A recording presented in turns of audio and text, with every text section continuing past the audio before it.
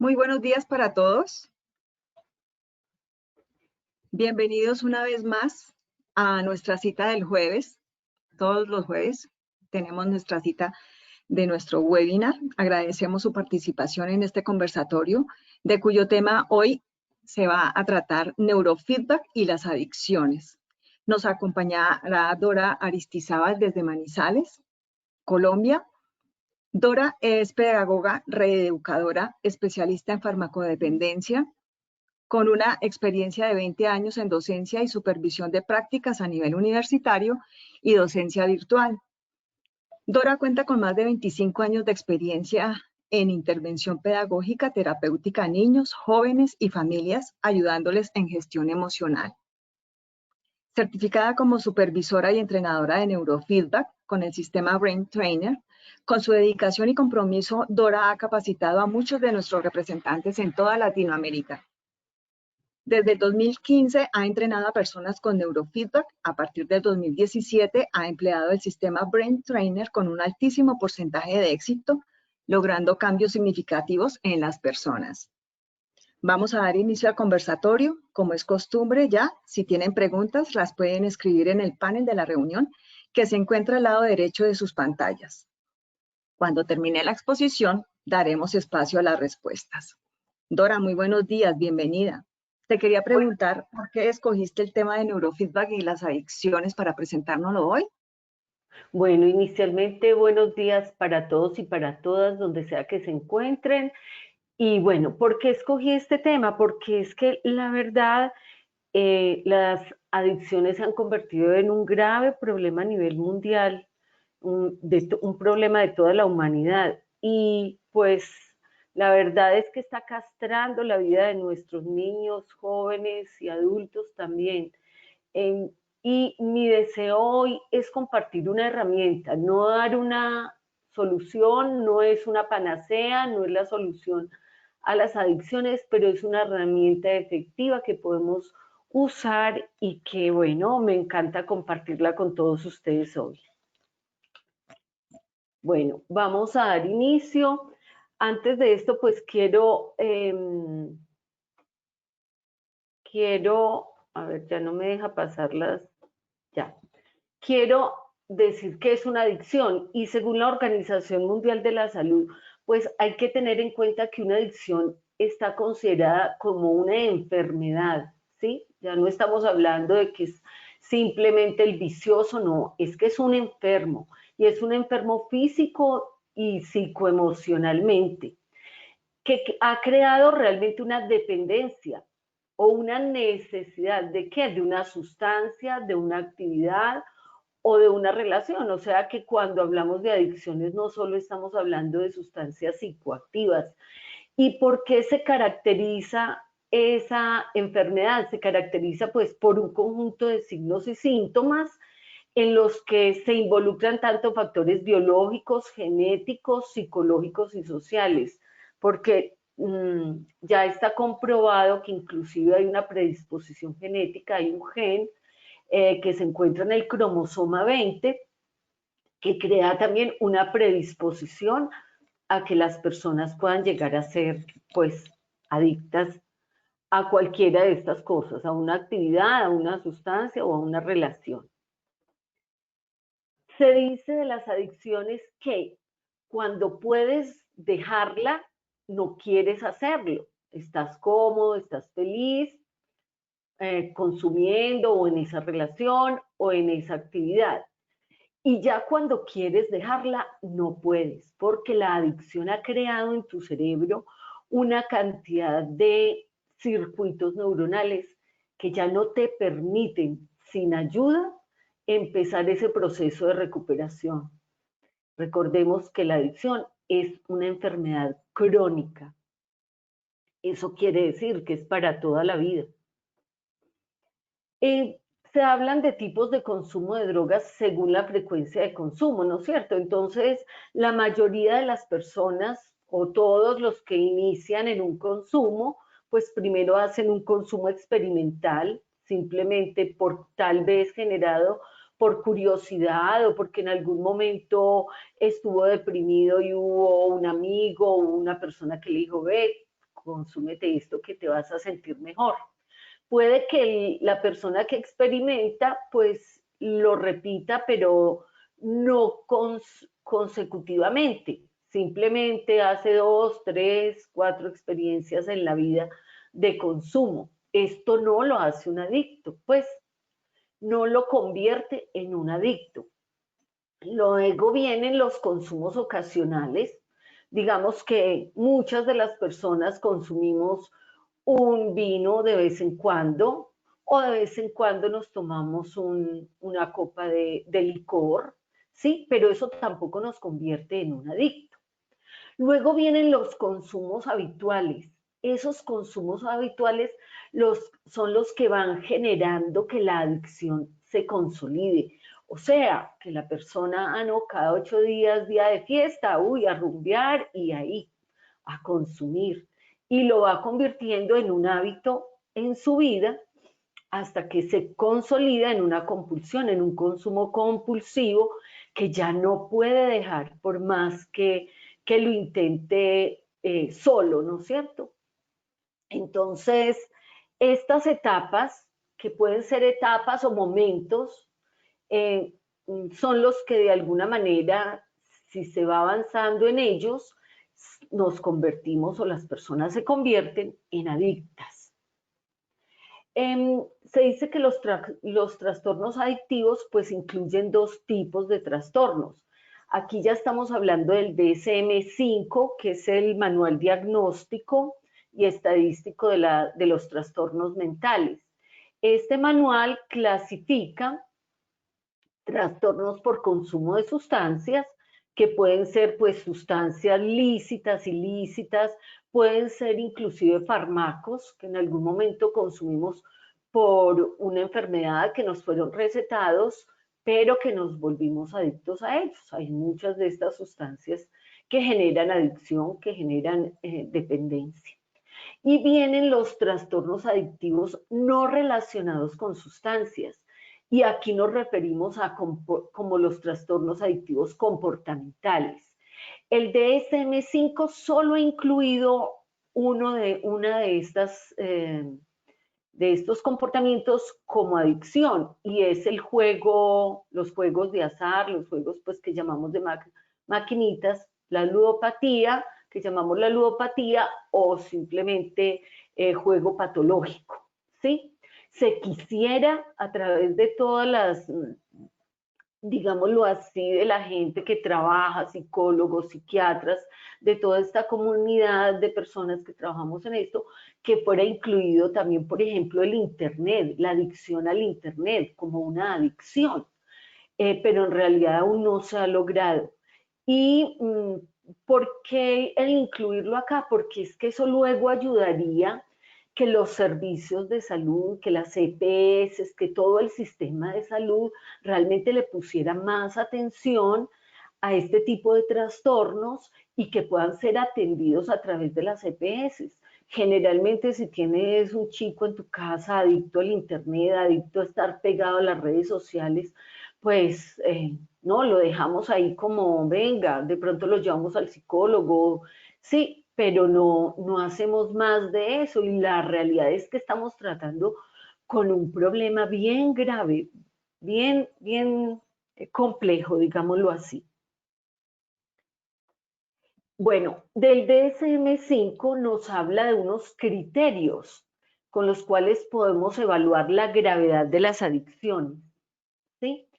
Yo les sugiero que a medida que los voy nombrando, pues vayan haciendo una rayita. Primero que piensen en alguien que conocen, que tenga un problema de consumo de sustancias, sean lícitas o ilícitas, y le vamos, como quien dice, a hacer una evaluación, lo vamos a evaluar a ver qué tan leve, moderado, grave puede ser el problema.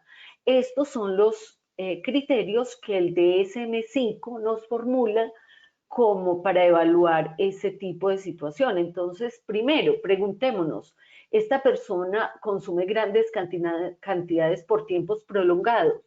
Digamos, pasa todo el fin de semana consumiendo, o 2 días o un día, pero no para, ¿sí? Si decimos que sí, entonces le colocamos un punto. Segundo, fracasa o no puede dejar o regular el consumo de drogas pese a reiterados esfuerzos. Ya lo ha intentado, por ejemplo, y no lo logra. Entonces, le colocamos otro punto, ¿no es cierto?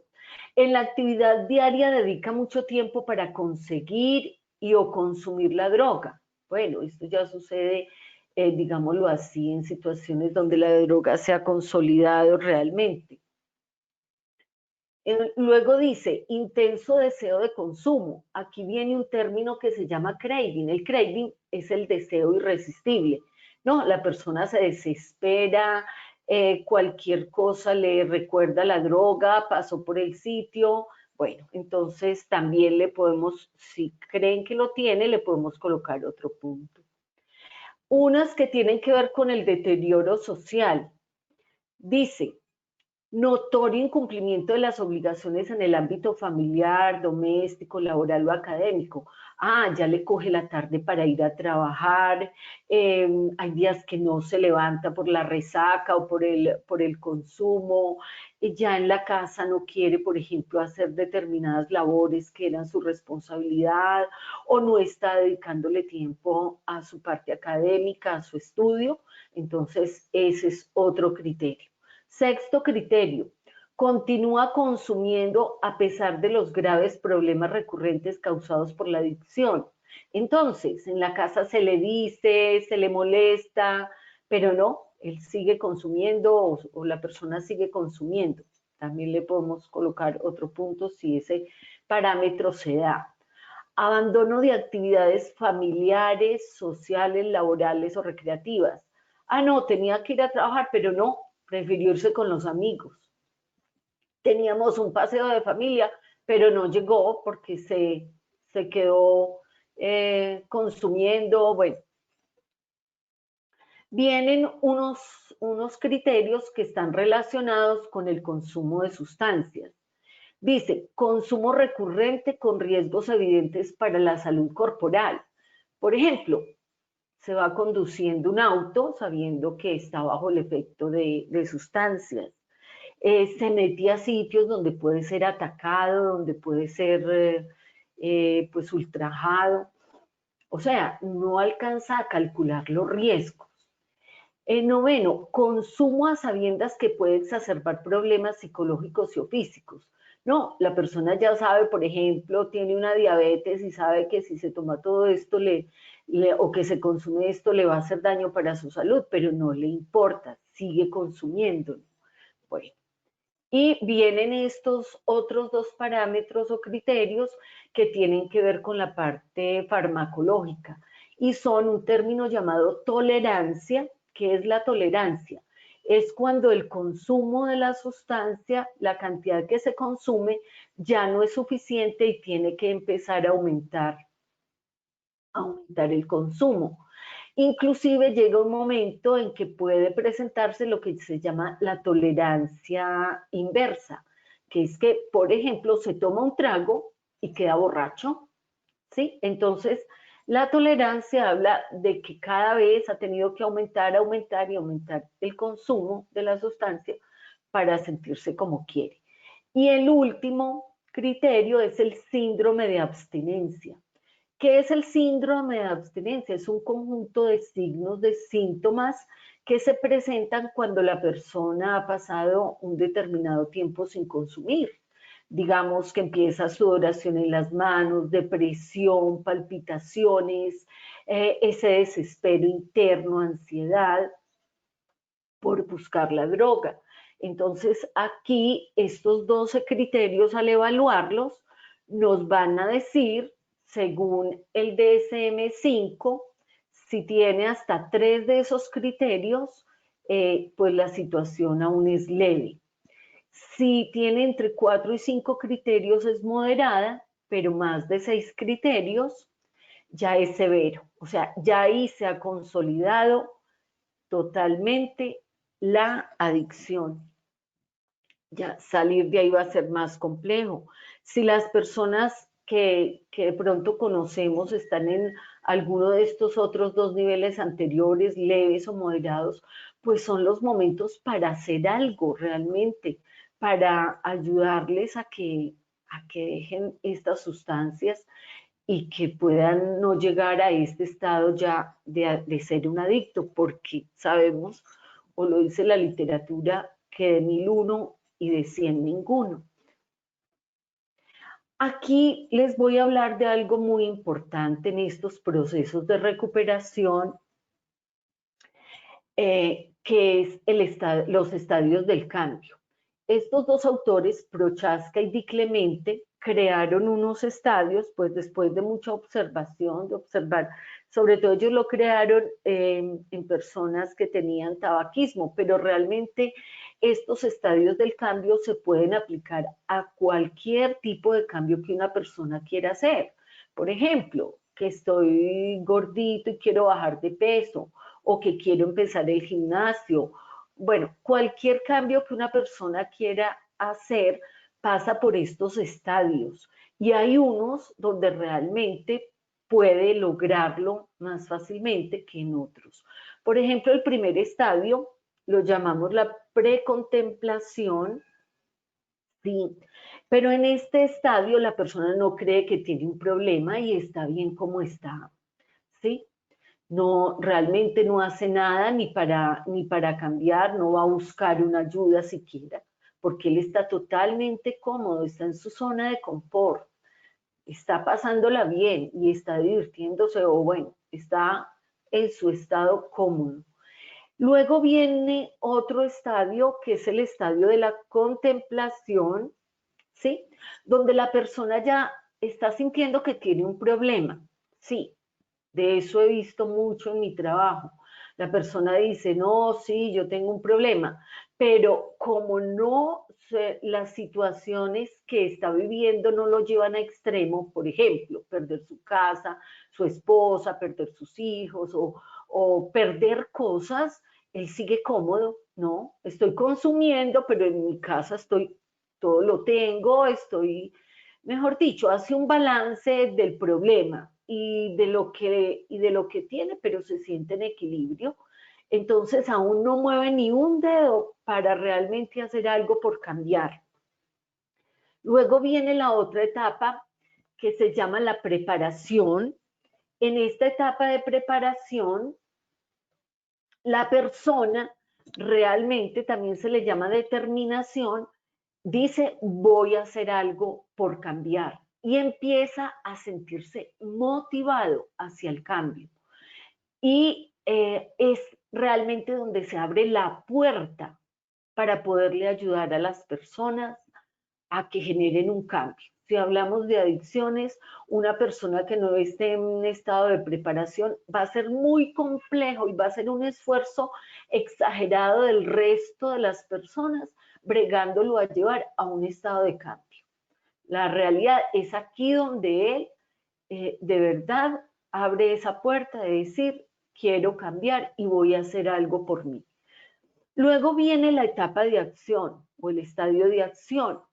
Ahí es cuando tú lo ves que va juicioso al terapeuta, que bueno, conviene entrarse a una comunidad terapéutica y que quiere persistir ahí a pesar de todos los síntomas que pueda estar sintiendo de síndrome de abstinencia, de craving. Entonces la persona ahí está ya con la decisión y está trabajando por esa decisión que ha tomado. Luego viene toda la etapa de mantenimiento, que para un adicto dura toda la vida.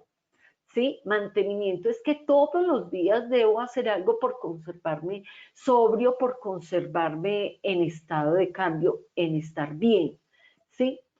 La recaída, que es la última etapa, pero que no se comporta como la última, sino que puede suceder en el estado de preparación o en el estado de acción o en el de mantenimiento. La recaída se considera parte de todos estos estadios del cambio. Te dice que o sea, generalmente las personas recaen después de un proceso, digamos, de comunidad terapéutica que a los 3 meses van teniendo sus primeras recaídas. ¿Qué es lo importante de la recaída? Que la persona no pase mucho tiempo en la recaída, porque entre más tiempo pase en la recaída, más va a costar volver a iniciar ese proceso de cambio hacia estar libre de drogas de consumo.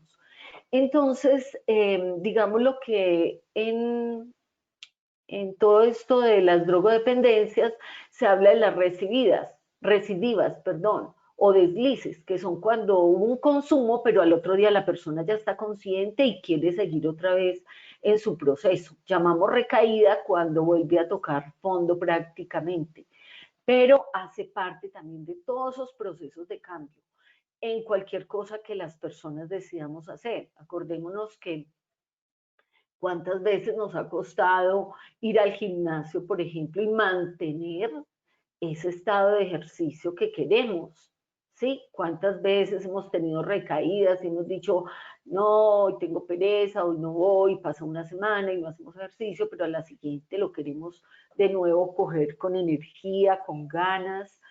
Y bueno, ese es el proceso de cambio, que es muy, muy importante en esto de las adicciones, porque yo diría, en precontemplación, digamos, un chico que yo tenga en mi casa con problemas de droga, esperar a que él esté en preparación va a ser muy difícil, pero tenemos que trabajarle a eso. Pero si es un menor de edad, yo en estado de precontemplación, pues tengo que hacer algo, llevarlo a veces tal vez obligado o presionado al terapeuta o al sistema de salud, pero hay que ir logrando que él avance en ese proceso, que él avance en esos estadios de cambio. Bueno, se dice que después del consumo prolongado de drogas, nuestro cerebro no queda intacto, o sea, se causan unos, digámoslo así, unas lesiones a nivel de cerebro que realmente, muy seguramente se van a mantener por toda la vida. Dice, la droga produce unas profundas modificaciones en el cerebro que en muchos casos se mantendrán a lo largo de la vida. Aquí dice entonces que cuáles son esos cambios neurobiológicos que hacen que un individuo acabe por convertirse en un adicto. Les hablaba al principio que hay unos genes, hay una predisposición genética de las personas, y esto pues con estudios y todo se ha descubierto que en el cromosoma 20 hay un gen que predispone a la adicción, ¿sí? También quiero comentarles que en TAC y digamos en todo esto de neuroimágenes, también comparando, se ha visto que en las personas que van progresando en esos procesos de adicción, todo lo que es la materia gris de la parte prefrontal del cerebro se va disminuyendo, o que inclusive antes de ser adicto ya está disminuida. O sea, que la capa de materia gris está muy delgada en el cerebro. Hay un cambio que producen las drogas sobre nuestro cerebro y es el que más ayuda a que nos convirtamos en un adicto, y es que las sustancias psicoactivas producen unos aumentos increíbles de los niveles de dopamina en el cerebro. Resulta que en el cerebro hay un área que se llama el área tegmental ventral, y allí se encuentra el núcleo de la recompensa, que es el núcleo accumbens. En esta parte, cuando yo necesito o tengo la necesidad, por ejemplo, de comer, ¿sí? Las necesidades básicas, las necesidades naturales, de comer, de ir al baño, bueno, de tener sexo, se activa este núcleo accumbens, ¿sí? A través de la dopamina que genera el área tegmental. Entonces la dopamina empieza a entrar a este núcleo, ¿sí? Y en la mayoría de las actividades que son naturales, la dopamina hace que luego que sintamos ese placer después de que comemos, tenemos relaciones sexuales, que vamos al baño, sentimos placer, pero se siente un nivel de saciedad. ¿Qué pasa con las drogas? Las drogas usurpan prácticamente este neurotransmisor, se convierten como en un pseudotransmisor y hacen que el núcleo accumbens no se sienta satisfecho, no haya una saciedad, sino que se genera más y más y más deseo de consumir. Entonces, ahí es donde prácticamente empieza a consolidarse el adicto, ¿sí? ¿Por qué? Porque este núcleo se va viendo alterado con todo este sistema dopaminérgico afectado, ¿sí? Donde la dopamina no para, sino que sigue produciéndose. Entonces la gente no siente ya como venga hasta aquí, sino como que siente más necesidad. Y algo que ocurre también es que cuando la persona no consume, se bajan tanto los niveles de dopamina que empieza a sentir depresión. Y ahí es donde empiezan todos los síntomas del síndrome de abstinencia. ¿Y esto cómo va ocurriendo? No porque te consumas un trago, no porque te tomes un vino, sino en la medida en que lo vas haciendo de una manera más frecuente, se va consolidando todo este proceso y todo este daño en el núcleo accumbens, ¿sí? Que no va a sentir saciedad, sino que cada vez va a sentir más y más el deseo. También todo este sistema dopaminérgico está muy ligado a la amígdala y al hipocampo. La amígdala, pues porque también ahí radican nuestras emociones y esto se va ligando a toda la emoción, al deseo de tener experiencias nuevas, sí, de lo rico que pasé, lo agradable. Y tal vez entonces mi cerebro va queriendo más y más. Y el hipocampo, que es pues por excelencia, digámoslo así, la parte de la memoria, donde se van generando todos esos canales neuronales que me van recordando, que me van, sí, conectando con los sitios donde consumo, con el olor de la droga, con el grupo de amigos con el que estoy y se va consolidando toda una memoria que va haciendo que luego dejarla sea, pero súper difícil, súper complejo. ¿Cuál es el rol del córtex prefrontal en la adicción? A ver, pues es que, digámoslo que el córtex prefrontal es toda la parte donde se realizan las funciones ejecutivas, donde planeamos objetivos, donde está también el control de los impulsos, donde donde planeamos, donde pensamos lo que vamos a hacer a futuro. Y la acción dopaminérgica también favorece ahí un estado inhibitorio, ¿sí? Donde solo los estímulos más fuertes pueden provocar una activación de la motivación. Esto sí que es importante, o sea, ¿por qué ustedes ven que la persona entre más se va volviendo adicta, va perdiendo la motivación por otras cosas? Porque es que como se inhibe de alguna manera los estímulos, entonces solo si hay algo que me llame la atención de una manera muy fuerte, la voy a hacer. Y eso es, pues, drogarse, ¿sí? Se dice que en el córtex orbitofrontal hay un aumento del mecanismo de memoria que va conectado al hipocampo que les hablaba ahora, que facilita el aprendizaje de pistas, o sea, se van creando pistas en el cerebro que tienen que ver con los contextos asociados al consumo. Y aquí es donde ya aparece lo que mencionaba al principio, que es el craving, el deseo irresistible. Ya se sabe, primero se decía que las personas consumían por placer o consumían por evitar el malestar que se generaba cuando no consumían. Ahora se habla del craving, o ahora no, hace rato ya se habla del craving como ese deseo irresistible. Y es que, por ejemplo, así como lo vemos en PNL, que todas las memorias se van generando a nivel olfativo, a nivel visual, a nivel kinestésico, la droga va creando todas estas pistas de aprendizaje que cualquier cosa puede desatar el deseo incontrolable, irresistible de la droga. Sí, un olor.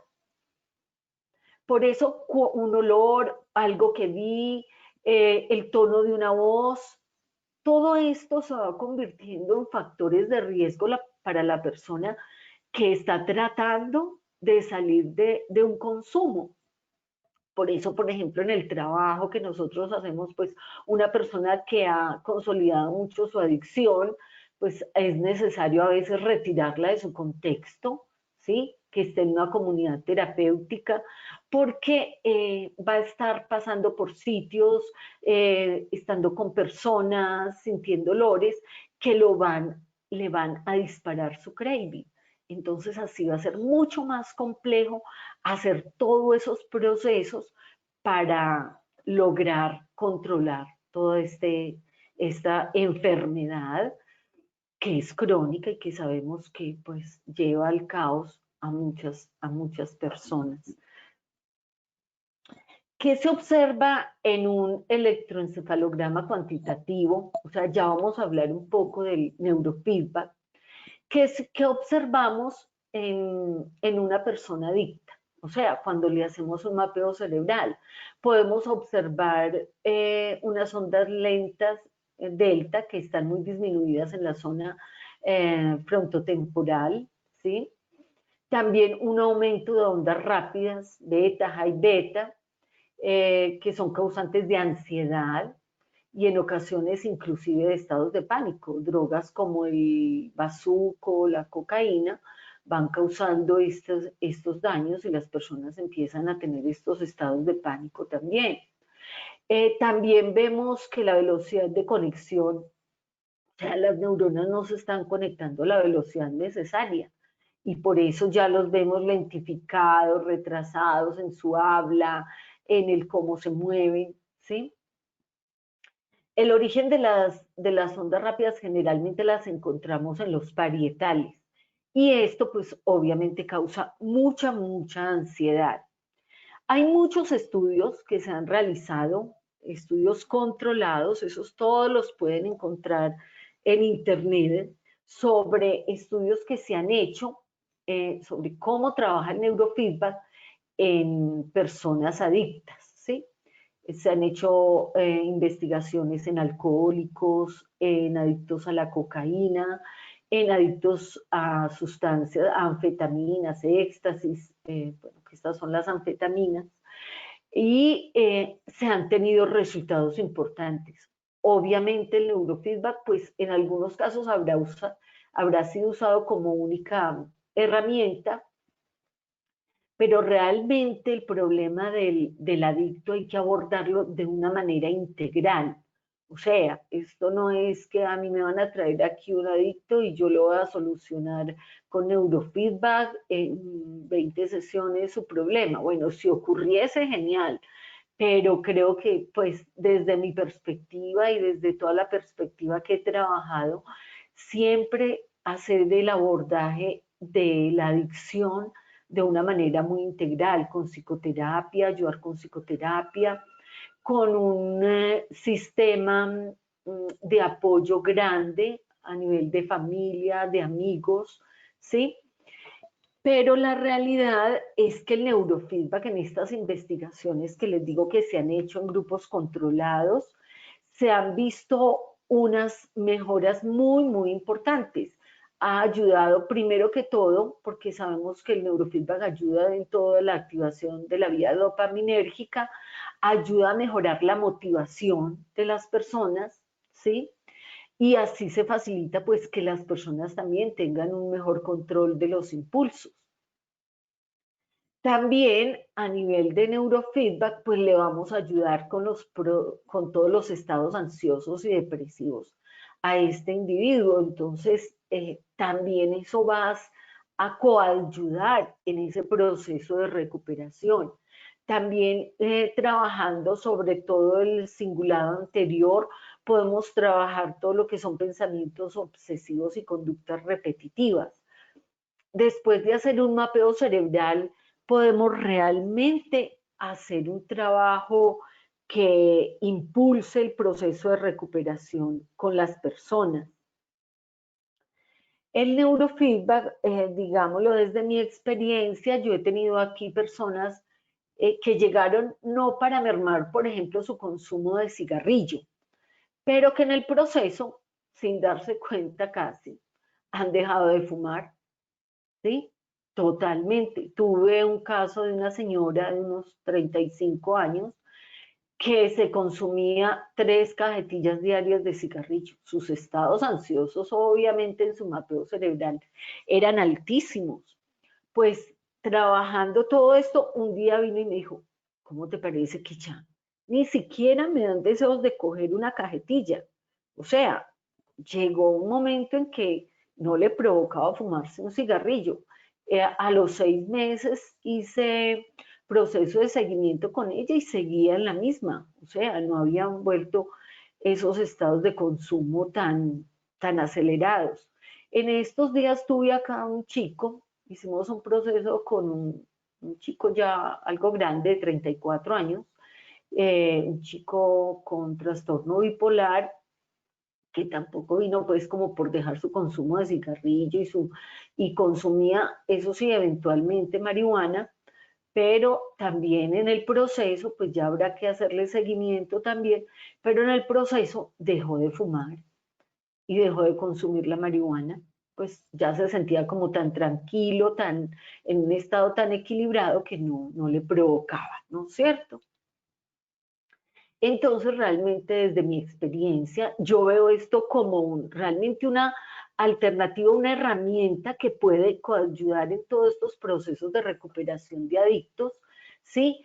Y también pues como el incentivo de hablar de este tema es que, digamos, las comunidades terapéuticas pudiesen tener a su interior un neurofeedback y pudieran ayudarle a las personas con esto, con seguridad va a generar procesos más evolutivos, más rápidos y las personas van a poder tener cambios más que se sostengan en el tiempo. Dice así que el neurofeedback se configura como una herramienta complementaria y muy prometedora como tratamiento en trastornos por abuso de sustancias y otro tipo de adicciones, porque hablábamos también de adicciones comportamentales. Bueno, no. Hasta aquí mi charla. Si tienen alguna pregunta, pues adelante. Bueno, Dora, muchas gracias. Aquí tengo un comentario más que una pregunta de Noelia Gaido. Dice, las adicciones no son solo con drogas, es en todo lo que nos produce una dependencia de eso. A eso me referí sí, exactamente, no, y así como lo dices. Podemos ser adictos al sexo, podemos ser adictos a las compras, podemos ser adictos al internet, al celular, ¿sí? Justamente eso es lo que se busca, que el DSM-5 empiece a incluir también estas conductas como conductas adictivas, ¿sí? Bueno, Dice otra pregunta, ¿cuánto puede durar un tratamiento para superar las adicciones con neurofeedback? pues vuelvo y reitero que, digamos, con neurofeedback únicamente será muy complejo hacerlo, pero uno puede iniciar haciendo unas 30, 40 sesiones y dependiendo de la evolución de la persona, pensar que sigue, obviamente, con todo este otro respaldo de psicoterapia, de que si en el momento que se inició se pudo haber hecho una desintoxicación, ¿sí? Que es importante también cuando ya se ha consolidado la adicción, es importantísimo, muy importante hacer desintoxicación a nivel médico y tal vez un acompañamiento a nivel psiquiátrico de la persona. Entonces, con 40 sesiones podemos ver evoluciones importantes.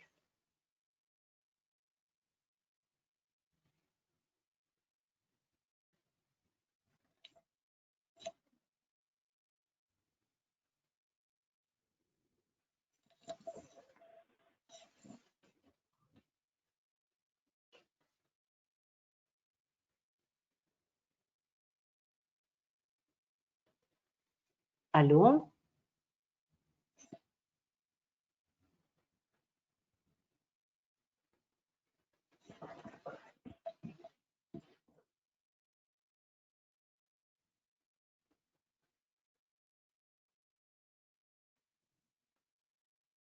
Probablemente algo le pasó a Marta, nuestra locutora.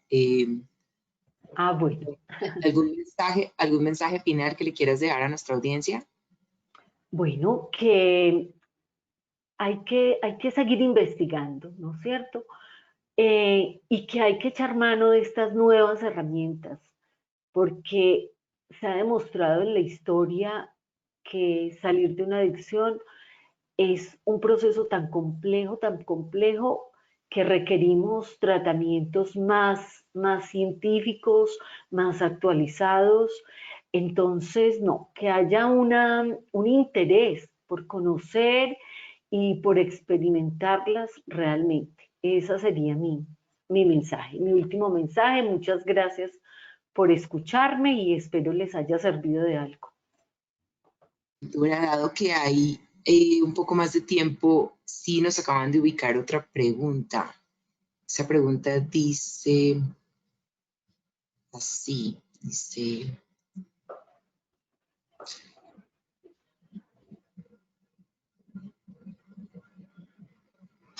En esta época de encierro, ¿cómo podemos ayudar a los muchachos que han creado adicción a los videojuegos?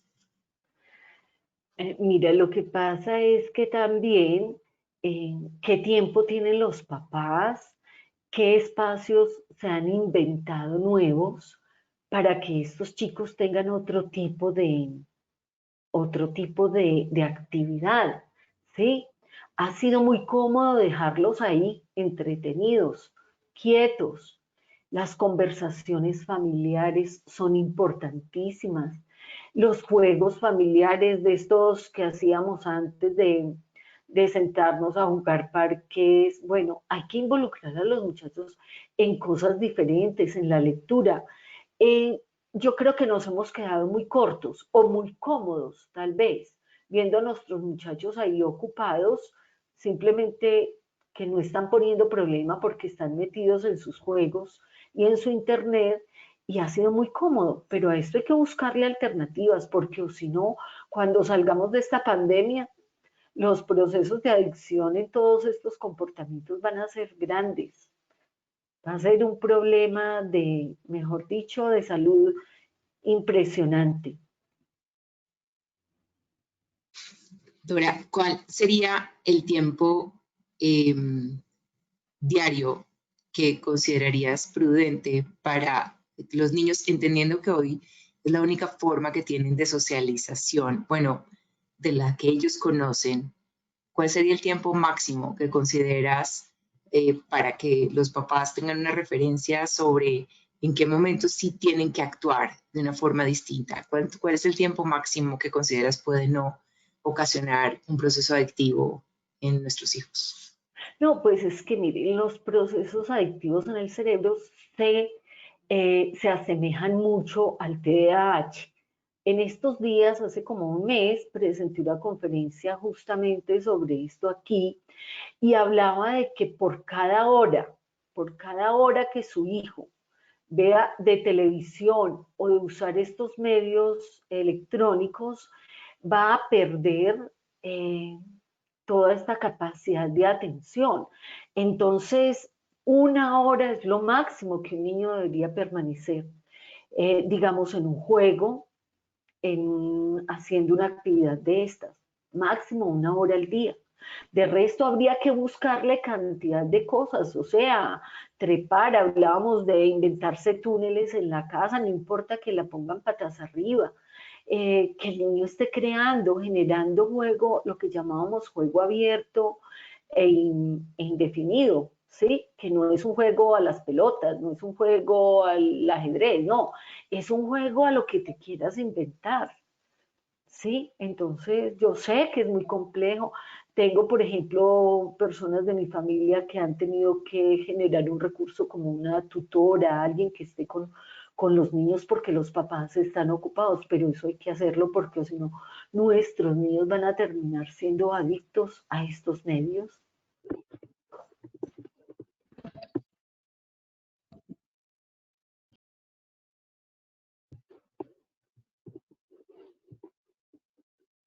Hola Dora, Hola. estamos aquí. Tenemos Sí. otra pregunta. Tenemos otra pregunta, otras dos preguntas. Sí. Entiendo que atendiendo las áreas en neurorehabilitación, las áreas mencionadas involucradas, sin embargo, hay protocolos recomendados con mayor especificación en etapas de cambio de adicción o de acción. Lucelena Placas pregunta. No sé, Lucelena, Pues si la estoy viendo bien, pero ¿sí quedó claro, Dora, la pregunta? sí, sí, yo le comprendo que lo que ella busca es mirar, pues aquí lo primero que hay que trabajar son todos esos estados ansiosos, depresivos. Entonces, trabajar temporales, bajando 19-38, bueno, bajando la velocidad y en la parte posterior del cerebro, es bien interesante. También tenemos un protocolo en Brain Trainer, que es un protocolo de subir SMR en la parte, en el frontal, en FP, en la parte de acá de la frente, el lado izquierdo, conectado al mastoide 2, o sea, el mastoide del lado derecho. Ese protocolo ayuda mucho con pensamientos obsesivos, compulsivos, con conductas compulsivas. Entonces son protocolos que son básicos en un proceso de recuperación de una persona adicta. Sí. Y hay otra pregunta, Dora. ¿Qué hacemos con los adolescentes entre 16 y 20 años? Bueno, pues ya son aquí en Colombia son considerados como adolescentes justo hasta los 16. Esos ya los consideramos aquí adultos jóvenes.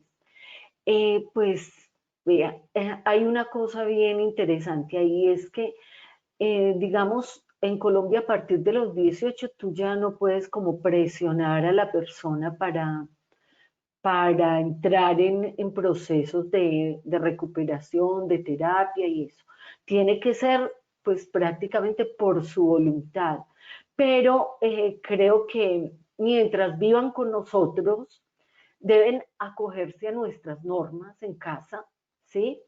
Y como padres tenemos que presionar. Si hay consumos altos y vemos que un chico o joven de esta edad está ya consolidando una adicción, hay que hacerle presión, perder cosas. O sea, todos funcionamos muy bien con el condicionamiento, perder cosas en casa, privilegios, lo que tenga que ser para que estos muchachos se acojan a unos procesos de terapia que les ayuden a cambiar. Yo en algún momento les decía a los padres, porque trabajé muchos años con chicos adictos, les decía, vea, es muy difícil decirle a usted que si tiene un brazo enfermo, que no, córteselo para que se alivie. Pero si usted ve que ese brazo tiene gangrena, ¿usted qué haría? ¿Se corta el brazo? Muy seguramente sí se corta el brazo. Entonces yo les decía, a los hijos hay que, cuando ya las cosas se han salido, que no podemos con esto, hay que presionarlos a tal punto de perder pues todos sus privilegios, su comodidad de la casa, para que ellos de pronto se sientan tan en el fondo que puedan realmente surgir. Dicen que las personas que no tocan fondo no salen, pero si estos chicos están en esta edad, hay que hacer una presión familiar fuerte para que dejen estas cosas antes de tiempo. Acuérdense, cuando podía dejarlo, no se hizo, y cuando ya lo quise dejar, no pude. Entonces hay que trabajar fuerte en eso.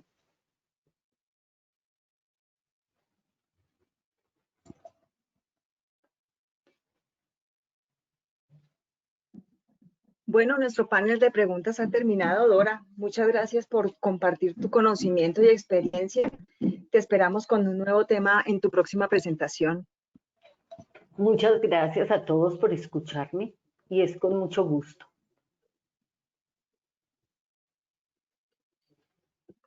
A ti gracias.